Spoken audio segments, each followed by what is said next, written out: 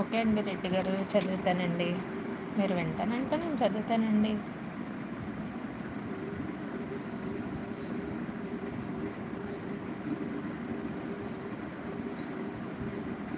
17వ అధ్యాయం చదువుకుందాము. 3వ వచనం. ఎఫ్రాయిమునకు దుర్గము లేకపోవును, దమస్కునకు రాజ్యము లేకుండాను, ఇశ్రాయేలీలు ప్రభావమునకు జరిగినట్లు సిరియాలో నుండి శేషించిన వారిని జరుగును.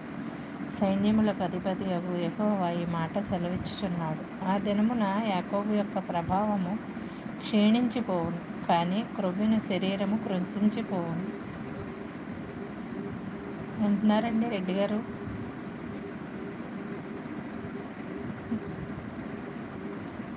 నా పేరు స్తుతి అండి, స్తుతి కుమారి.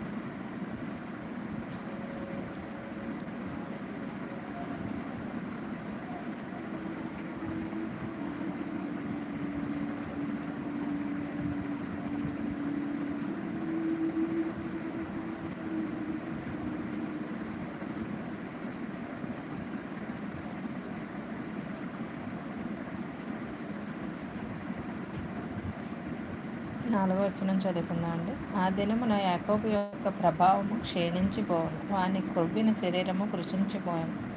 చేను కోయువాడును దంట్లు పట్టుకొనగా వాని చెయ్యిని వెన్నులను కోయినట్లుండెను. రెఫాయిము లోయలో ఒకడు పరిగి ఏరునట్లుండెను.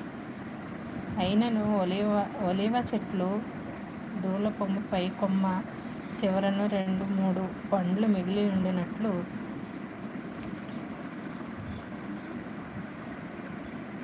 యెషయా గ్రంథం 17వ అధ్యాయము మొదటి నుంచి చదివానండి.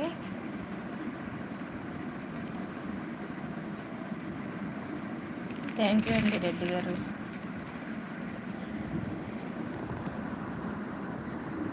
ఫలభరితమైన చెట్టును వాలు కొమ్మల యందు 3-4 పండ్లు మిగిలి ఉండినట్లు దానిలో పరిగె పండ్లుండినని ఇశ్రాయేలీలు దేవుడైన యెహోవా సెలవిచ్చుచున్నాడు. ఆ దినమున వారు తమ చేతులు చేసిన బలిపీఠముల తట్టు చూడరు, దేవతా స్తంభమునైనను సూర్యదేవతా ప్రతిమనైనను తమ చేతులు చేసిన దేనినైనా లక్ష్యము చేయరు. 17వ అధ్యాయము 8వ వచనం కూడా చదువుకుందాము.